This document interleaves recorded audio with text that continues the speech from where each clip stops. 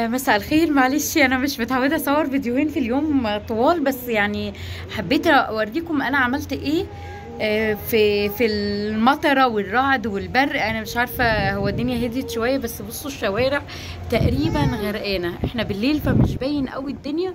بصوا اللي بيشوف الفيديوهات عارف ان انا حاطه السلاكه في الجزء ده، فانا عندي التيار الهواء بيجي كده بيخبط كده.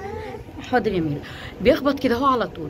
فلو انت عندك زغاليل، خاصة هو الحمام الكبير بيبقى مناعته كبيرة وبيقدر يستحمل شوية تيارات الهواء، بس الافضل كمان ان انت حتى لو عندك حمام كبير حاول تنقل الاتجاه.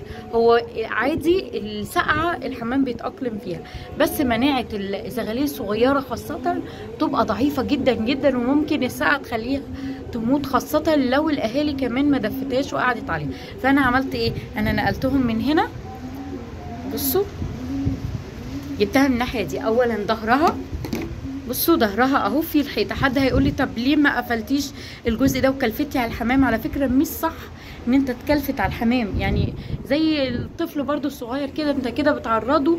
عارف اما تقفل قوي وبعدين تفتح له قوي بياخد نزله، برضو نزلات او تنفسي، بمعنى امراض تنفسيه. فانا اللي عملته ان انا قفلت الظهر، وكده كده الطيار مش في وشه، و يعني بعدته عن المطره وكل حاجه، علشان احافظ على الزغاليل ان هي ما تموتش. ولازم يبقى عندك زغاليل هتبص عليها كده. استنى افتح الفلاش اهي وتشوفي الاهالي وتجسها. يعني بص هقول لكم على حاجه كمان، حتى لو الاهالي احيانا في اهالي بتبقى، بص اهي هتحط ايدك كده.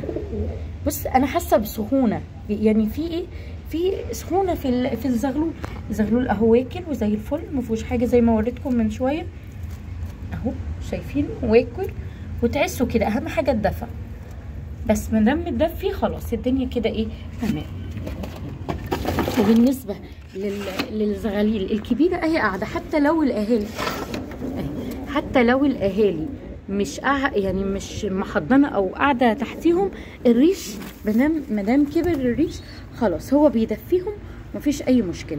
بس لو انت مربي في سطح ولا حاجه حاول تحط مشمع عشان الميه ما تنزلش. هو الفيديو قصير كده وبسيط، وربنا يحافظ يا رب على الحاجه اللي عندكم. مع الف سلامه.